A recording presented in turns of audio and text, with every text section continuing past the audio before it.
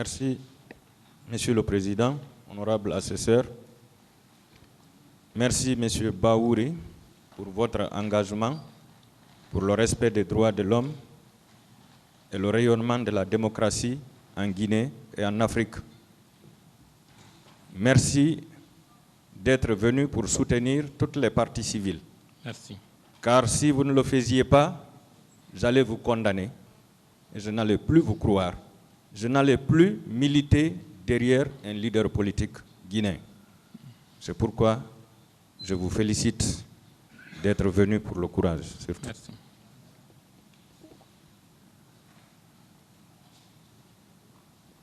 Monsieur Ba, est-ce que vous savez que la manifestation est un droit consacré tant par la Déclaration universelle des droits de l'homme, la Charte africaine des droits de l'homme et le Pacte international sur les droits civils et politiques? Affirmatif. Est-ce que vous savez que la manifestation est un droit de l'homme? Affirmatif. Est-ce que vous savez que la Guinée a ratifié la plupart des instruments juridiques internationaux? Affirmatif. Est-ce que vous savez que la conséquence de la ratification, c'est l'application immédiate de ces instruments en République de Guinée? Affirmatif. Est-ce que vous savez que le fait d'empêcher l'exercice de ce droit constitutionnel et universel est une façon de violer les droits de l'homme? Affirmatif. Est-ce que vous savez que cette violation des droits de l'homme a négativement impacté les relations entre la Guinée et les autres puissances du monde? Affirmatif. Est-ce que vous savez qu'il y a eu préméditation dans ce massacre? À la suite des explications, c'est affirmatif. Est-ce que vous savez que le capitaine Moussa Dadis Camara, à l'époque président de la transition, nous a déclaré ici, officiellement, qu'il est officier d'état-major et qu'un officier d'état-major est un concepteur? Est-ce que vous le savez? Affirmatif. Est-ce que vous savez qu'il a été ce grand concepteur de ce massacre du 28 septembre? C'est possible.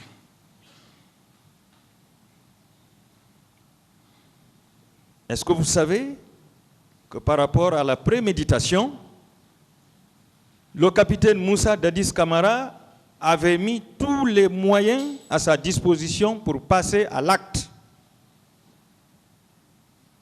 C'est possible.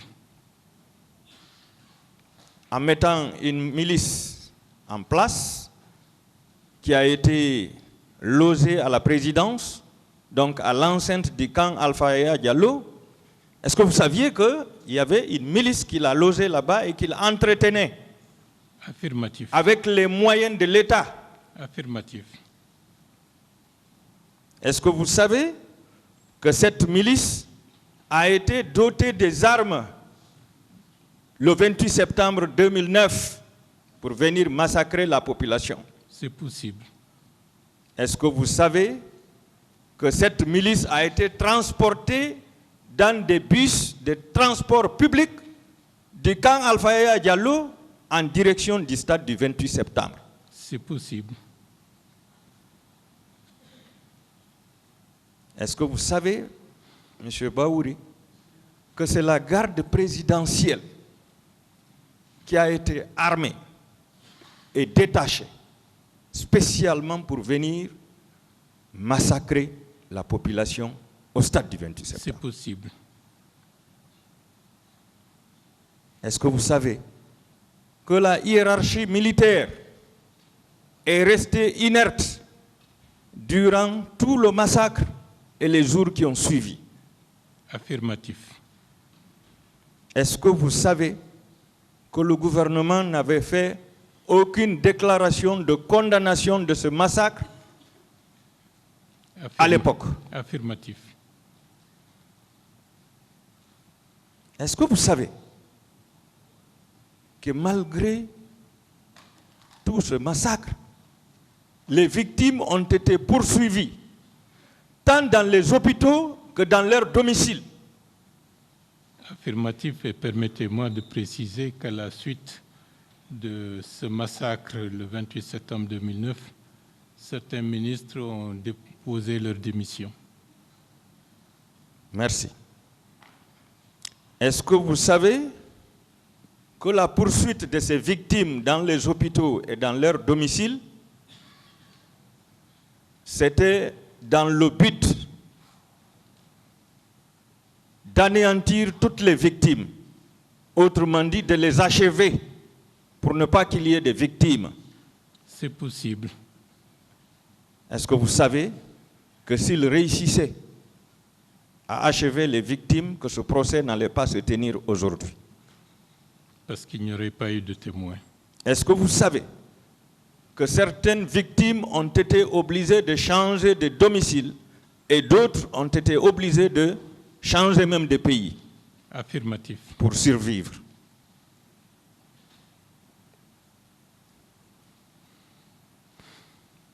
Est-ce que vous savez que vous faites partie des rescapés du massacre du 28 septembre? Affirmatif.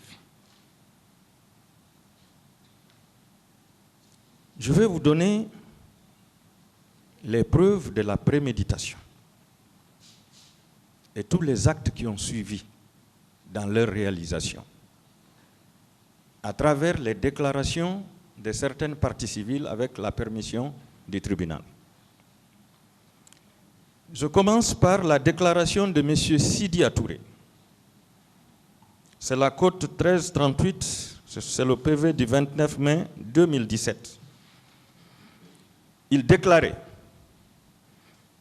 que la nuit du 28 septembre, c'est-à-dire à 2 heures du matin, au moment où ils ont échangé au téléphone, le capitaine Dadis Camara lui a dit qu'il serait responsable de tout ce qui pourrait arriver ce jour et qu'il serait même arrêté. Vous ne pensez pas que c'est un élément de la préméditation? C'est possible. Je vais lire le procès verbal de Madame Mariama Baïlo Diallo. C'est la cote 1060. Elle déclare: selon moi, c'est Dadis qui est responsable parce qu'un militaire m'a répondu pourquoi il me frappait. Je lis tel que ça a été écrit. C'est Dadis qui leur a dit de nous tuer tous.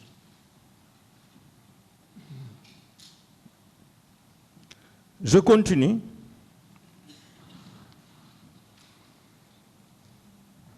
Avec le procès verbal de M. Mamadou Bano Diallo, c'est la cote 1090, qui déclare: 3 agents nous ont pourchassés dans cette concession et ont déclaré aux occupants, citation, qu'ils ont la protection du président Dadis et qu'on ne peut rien contre eux.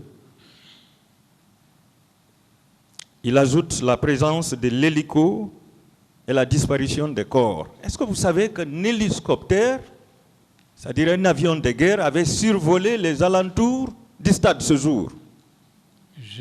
Peut-être après notre départ, mais je n'ai pas fait attention. D'accord.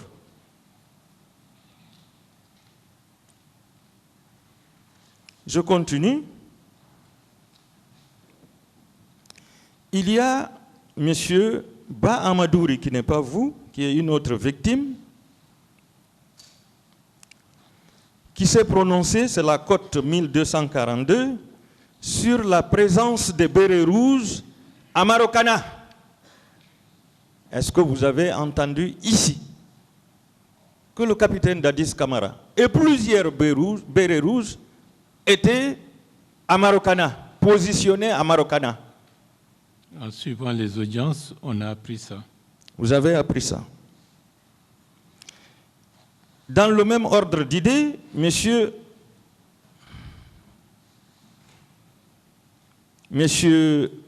comment dirais-je, monsieur Hasmi Oubari, M. Hasmi Oubari, c'est la cote 1126. C'est le PV du 22 janvier 2014. Confirme la présence des bérets rouges à Marokana.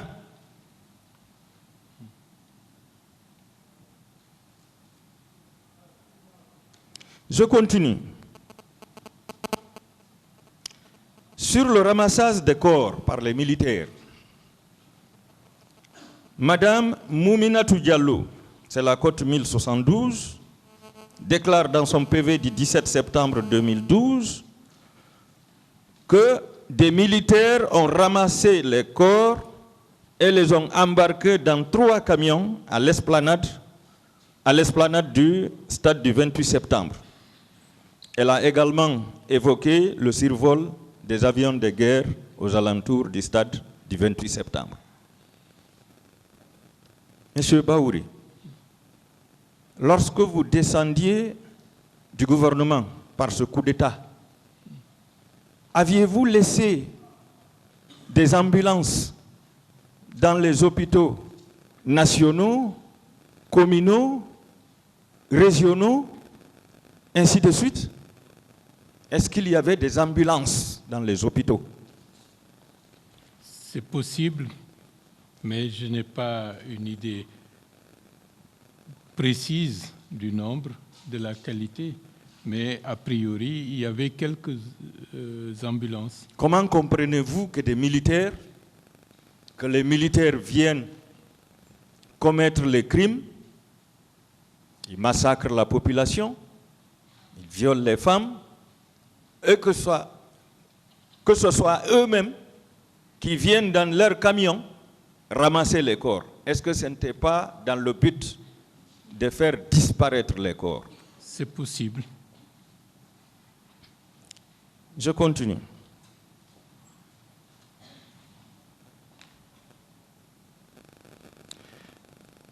Dans le même cadre, il y a Mme Diara Ibaldé, c'est la cote 1041, qui déclare dans son PV du 4 septembre 2012, citation, « J'ai appris que 3 camions militaires contenant des cadavres nuitamment ont fait débarquer des corps dans le cimetière de Bessiaport. » Monsieur Ba, cela ne vous ébranle pas? C'est possible. C'est possible.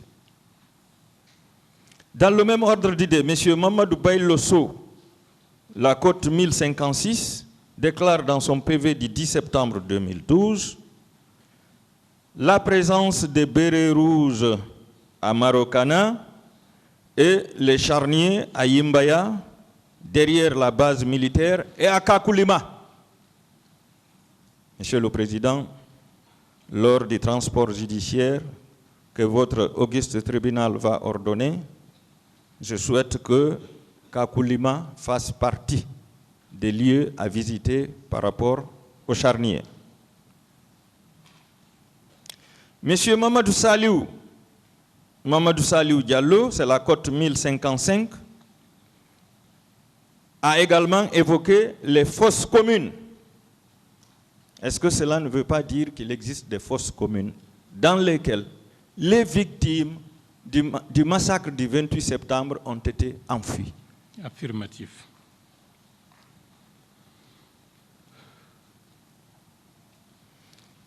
Monsieur Mamadou Bari, également c'est la cote 1185, confirme l'existence des fosses communes dans son PV du 13 février 2013. Est-ce que toutes ces victimes se sont concertées pour faire la même déclaration? Ce n'est pas possible. Est-ce que vous savez que toutes ces victimes n'ont pas été entendues le même jour? Oui. À travers les dates que j'ai citées ici. J'en viens au niveau de la campagne pour la candidature du capitaine Moussa Dadis Camara.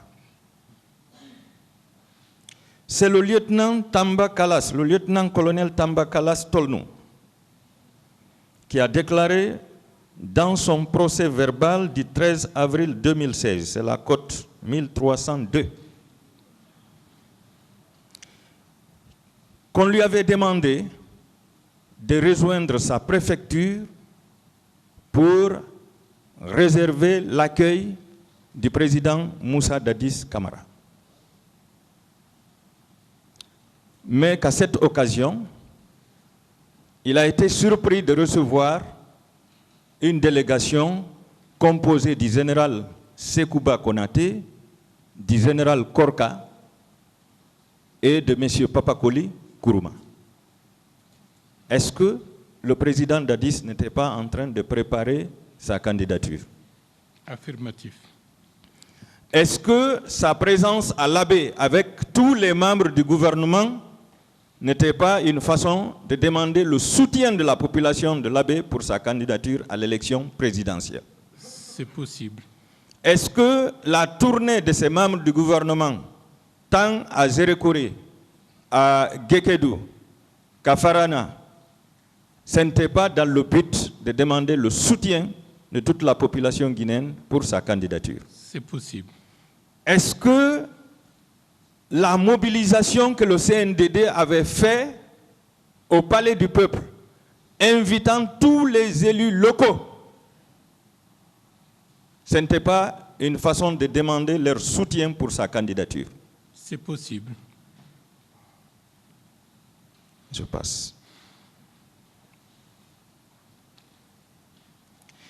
Venons au niveau du colonel Moussa Tcheboro Camara.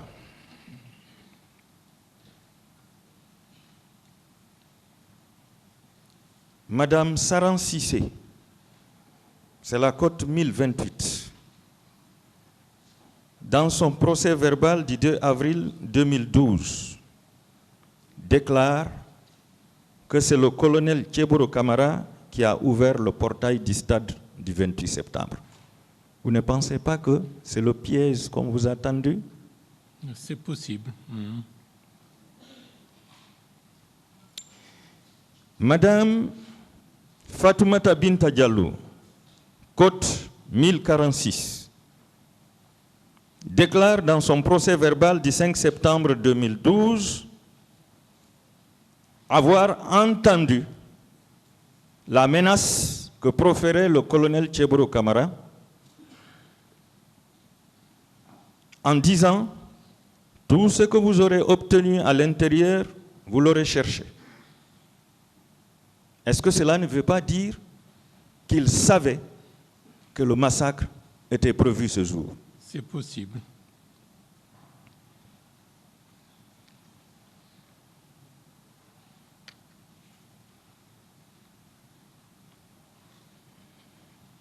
Je passe. Il y a M. Mamadou Ramadan Bari. Vous savez, M. Moussa Tcheboro Camara, dans un premier temps, il a d'abord demandé aux gens de rentrer chez eux. Dans un second temps, il a ouvert le portail et il a menacé en disant que vous le regretterez. Et c'est ce qui fait que M. Mamadou Ramadan Bari a déclaré, c'est la cote 1292, dans son PV d'ici avril 2015, que le colonel Moussa Tcheboro Camara a ouvert le feu, a ordonné d'ouvrir le feu sur les manifestants à bout portant. Est-ce que vous le saviez? Non. Je vous informe.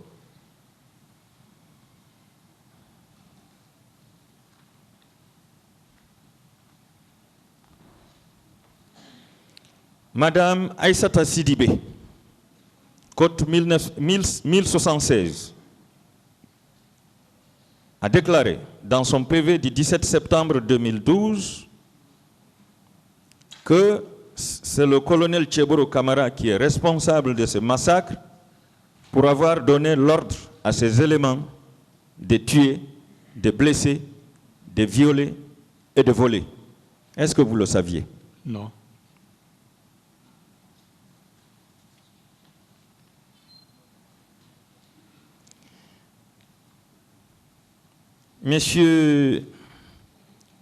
Madame Mariama Diallo, donc, après avoir ouvert la porte, menacé, ordonné de tirer, là c'est lui-même et ses éléments qui ont tiré. Madame Mariama Diallo, c'est la cote 857, déclare dans son PV du 16 mars 2010 avoir vu le colonel Moussa Tcheboro Camara et ses éléments tirer sur les gens. Vous le saviez? Non. Madame Aïssata Bari, à l'audience du 28 février 2023, a déclaré devant nous ici que le colonel Moussa Tcheboro Camara et ses éléments ont tiré du gaz lacrymogène et des balles réelles et qu'un homme est mort sur place, à la terrasse du stade. Est-ce que vous le saviez? Non.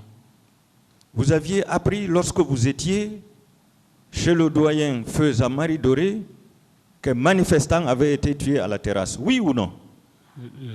Oui, j'avais appris ça et c'est cela qui avait motivé la nécessité de sortir pour ne pas que la population se sente abandonnée avec ces événements qui prenaient une autre tournure. Selon cette dame et d'autres victimes, c'est le colonel Moussa Tcheboro Camara qui aurait tiré sur la personne et ses éléments. Je passe.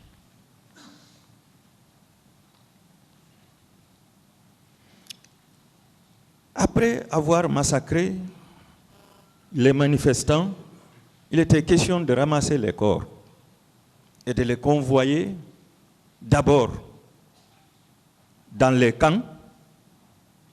Je vais parler du camp Alpha Yaya Diallo et du camp Almami Samori Touré, puisque c'est ça la réalité. Tous les deux camps ont reçu des camions contenant des corps. Monsieur Abdul Rahim Diallo, c'est la cote 11-12, a déclaré dans son PV du 6 novembre 2012 que le colonel Moussa Tcheboro Camara a participé au convoi des corps. Est-ce que vous le saviez? Non. Est-ce que nous ne devons pas lui demander des comptes sur la disparition des victimes? Affirmatif.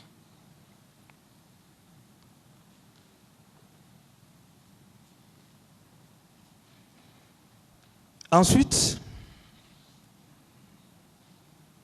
vous savez, il a été à l'amont et à l'aval, à toutes les étapes de la procédure. Et c'est pourquoi, même à Donka, à l'hôpital national Donka, il était présent avec ses éléments. Monsieur Mamadou Bano Diallo, c'est la cote 1090, a déclaré dans son procès verbal du 8 octobre 2012 que le colonel Tcheboro Camara et ses éléments étaient présents à l'hôpital Donka le 28 septembre 2009. Est-ce que vous pouviez imaginer ça? Après avoir fait semblant de vous sauver, est-ce que vous pouviez imaginer qu'il allait être à l'hôpital donc encore? C'est possible. C'est possible. Monsieur Bapate Sadou Diallo, cote 1058, déclare dans son procès verbal du 11 septembre 2012 que le colonel Moussa Tcheboro Camara et ses éléments étaient présents à l'hôpital Donka et ils avaient voulu casser les portes après le passage du colonel Ablaye Chérif Diaby. Est-ce que vous le saviez? Non. Est-ce que vous savez que lors du passage du colonel Ablaye Chérif Diaby, il a insulté des victimes, il a donné des coups de pied aux victimes, il a renversé quelques lits, et puis il a demandé aux médecins et infirmiers ou infirmières de refuser d'administrer des soins aux victimes. Est-ce que vous le savez? C'est possible. C'est possible. Donc, suite à sa réaction, les médecins sont sortis. Et c'est là où je félicite les médecins et plus particulièrement Dr Diallo, Hadja Diallo. Les médecins ont dit à ce colonel, ministre de la Santé et tous ces éléments, maintenant c'est nous que vous allez tuer. Donc en réaction, ils ont fermé les portes de l'hôpital. Et dès après le départ du colonel Chérif et les bérets rouges, c'est le colonel Tchebro qui se présente avec ses éléments et qui force les portes. Comment vous interprétez ça? Difficile à imaginer. Difficile à imaginer.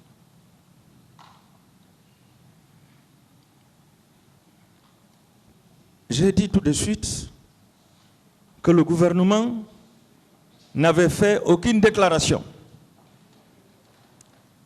Est-ce que cette attitude passive de ces membres du gouvernement face à la répression des manifestants peut être considérée comme une complicité de leur part?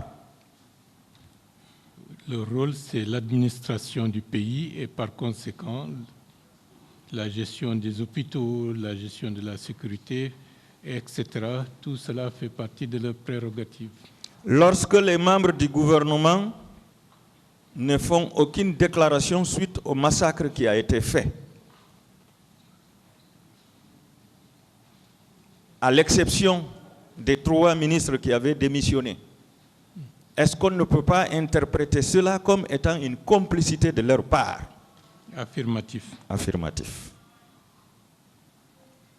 Est-ce que selon vous, les membres du gouvernement du CNDD ne devraient pas venir tous à cette barre pour donner des explications sur ce qu'ils ont eu à faire ce jour et les jours qui ont suivi? Affirmatif. Affirmatif. Est-ce que vous savez que la commission d'enquête nationale dont se félicite le capitaine Moussa Dadis Camara d'avoir mis en place cette commission, est-ce que vous savez que le capitaine Moussa Dadis Camara n'avait pas daigné se présenter devant cette commission pour être entendu? Non. Est-ce qu'il ne devait pas être le premier à être entendu par cette commission en tant que père de la nation? Affirmatif.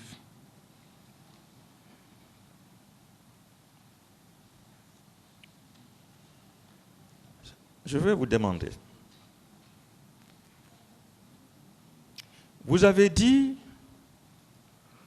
que les facteurs qui ont amené les forces vives à organiser ce meeting le 28 septembre était d'abord la mobilisation des élus locaux au Palais du Peuple, le passage du capitaine Moussa Dadis Camara à la place des Martyrs. À l'occasion de ce passage, il a déclaré qu'il pouvait se présenter à l'élection présidentielle. L'arrivée du président Wade à l'esplanade du Palais du Peuple, qui a promis de montrer les images de cette mobilisation à ses pairs de l'Union africaine et de la CEDEAO, la déclaration du colonel Moussa Dadis Camara, avec son slogan « Dadis ou la mort », et le refus du CNDD de l'atterrissage, dans un premier temps, de l'avion à bord duquel était le président El Hasselou Dalein Diallo. C'est vrai ou bien ce n'est pas vrai? Affirmatif. Lorsque vous avez constaté tous ces facteurs, vous avez dit que vous avez entrepris des démarches dans le sens d'un apaisement. Oui ou non? Affirmatif. Vous avez rencontré le ministre secrétaire permanent du CNDD. Affirmatif. Et vous avez tenté de rencontrer le président Moussa Dadis Camara même. Affirmatif. Mais malheureusement, personne ne vous a regardé. Affirmatif.